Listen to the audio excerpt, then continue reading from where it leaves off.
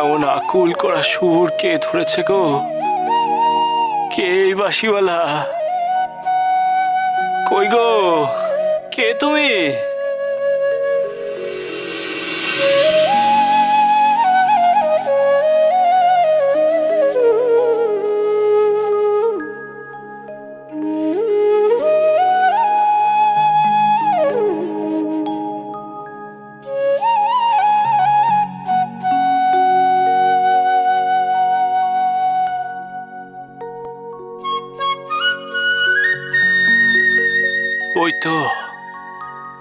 ওই তো সেই পাগল করা মোহনবাসীর সুর। শোনো গো, শোনো, শোনো গো, শোনো, কে তুমি? এমন মোহিনী সুরে বাঁশি বাজাতে তোমাকে কে শেখালো গো? আমি তোমাকে দেখতে চাই।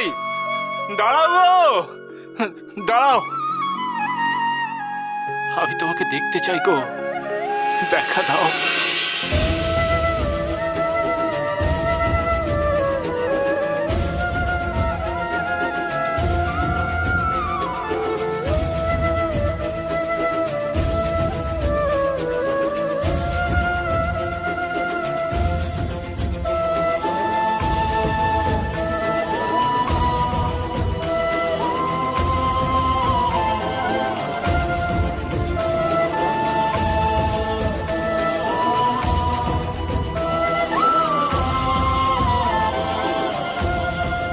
তুমি আমায় চিনতে পারছো না?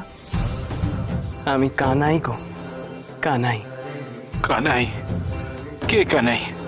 কোথাকার কানাই? বুঝবে গো, বুঝবে। আর কিছুদিন গেলেই তুমি সব বুঝে যাবে। এত রাতে তুমি এই জঙ্গলে এসে বাঁশি বাজাচ্ছ কেন? কাকে শোনানোর জন্য বাজাচ্ছ এমন মধুর বাঁশি? তোমায় শোনাতে গো।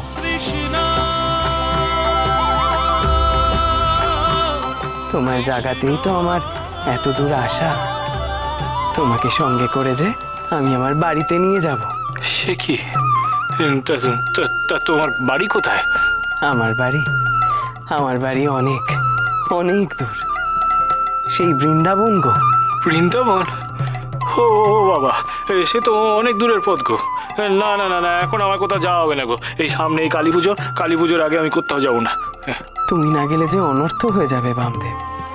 তোমাকে যে সেখানে যেতেই হবে। তোমাকে যে বৃন্দাবনে খুব প্রয়োজন। না না না, সে আমাকে যতই প্রয়োজন থাক, আমি আমার বড় মাকে ছেড়ে, তারাপীঠ ছেড়ে আমি কোথাও যাবো না। হ্যাঁ, তাই বললে হয়? তোমাকে তো যেতেই হবে বামদেব। আমি যখন একবার তোমাকে ডাকতে এসেছি, তুমি আমার ডাক উপেক্ষা করে এখানে কিছুতেই থাকতে পারবে না, কিছুতেই নয়। তোমাকে যে আসতে হবে বামদেব। তুমি তৈরি হও।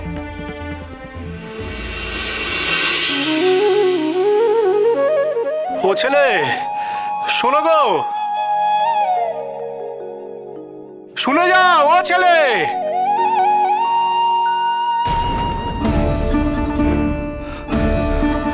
আমি কাকে দেখলাম গো বড় মা? কাকে দেখলাম গো আমি? কি অদ্ভুত মোহিনী শক্তি ওই বাঁশির সুরে! কি মায়াময় সুর গো বড় মা! সেই সুরে আচ্ছন্ন হয়ে আমি যেন আপনা হতেই ছুটে চলেছি গো তার থেকে। কে ওই ছেলে গো বড় মা?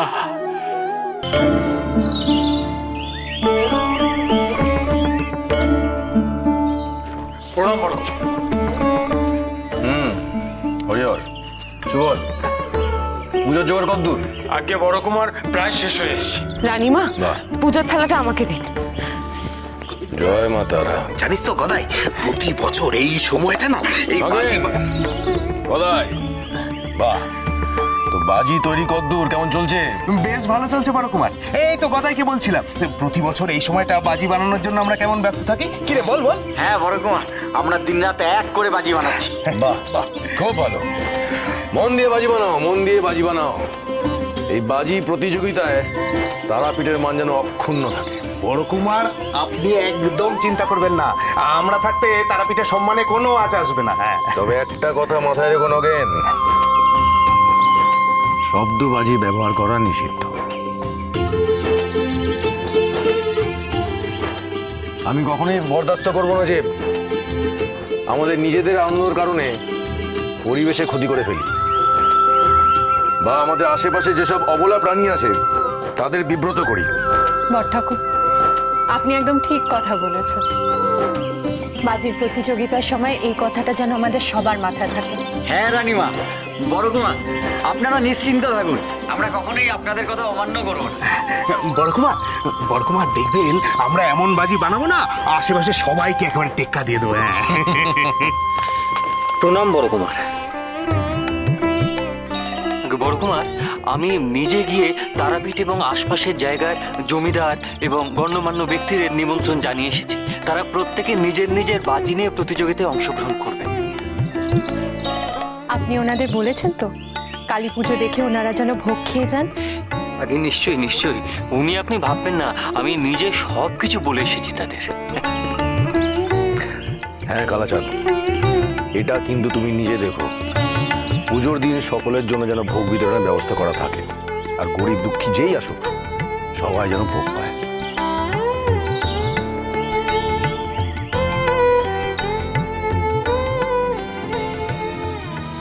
বাবা, আপনি ওখানে ওভাবে বসে আছেন কেন?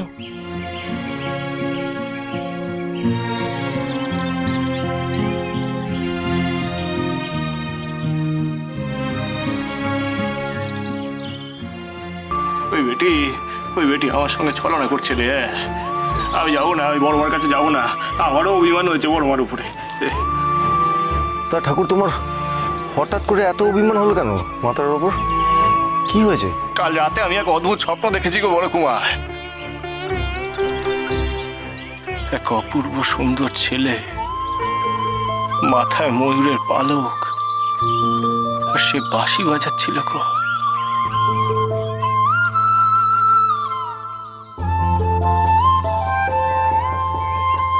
কি অদ্ভুত মায়াবী সুর সেই বাঁশিতে। সেই সুর যেন আমাকে এখনো টানছে গো বড় কুমার। মামা, তুই ছেলেটিকে চিনিস? না না গো অন্যতা দিদি, আমি চিনি না গো, চিনি না। তার নাম জিজ্ঞেস করাতে বললো যে তার নাম নাকি কানাই, আর সে আমাকে তার সাথে তার বাড়িতে নিয়ে যাবে, সেই বৃন্দাবনে। কালী পুজোতেও নাকি আমি এই তারাপীঠে থাকতে পারবো না গো। হ্যাঁ, সে কি রে? আমি জানি না গো, আমি কিচ্ছু জানি না। হ্যাঁ, আমি তো বড় মাকে কতবার করে ডাকলাম, তা সেই বেটি তো এলো না, দেখাও দিল না, কিছু বললো না আমাকে।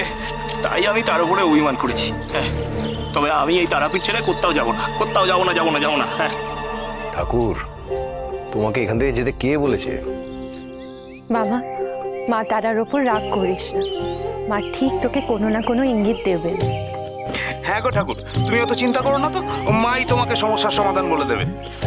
না গো, না না গো লগেন কাকা, মা তো কিছুই বলছে না গো।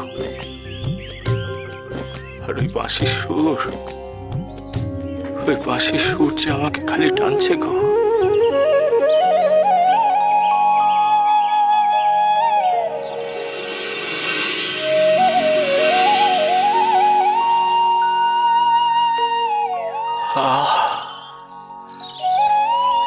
আবার সেই বাঁশির সুর, আবার সেই বাঁশির সুর আমি শুনতে পাচ্ছি গো বড়বা। আমার কেমন অস্থির লাগছে গো, আমার কেমন অস্থির লাগছে গো বড়বা।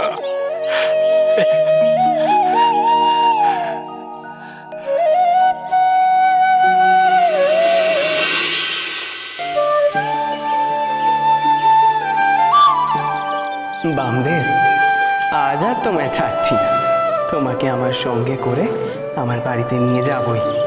সেখানে যে তোমায় খুব দরকার গো, তাই তো এত করে ডাকছি তোমায়।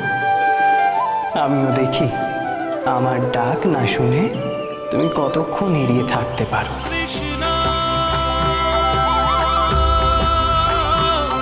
কৃষ্ণ শ্রীকৃষ্ণ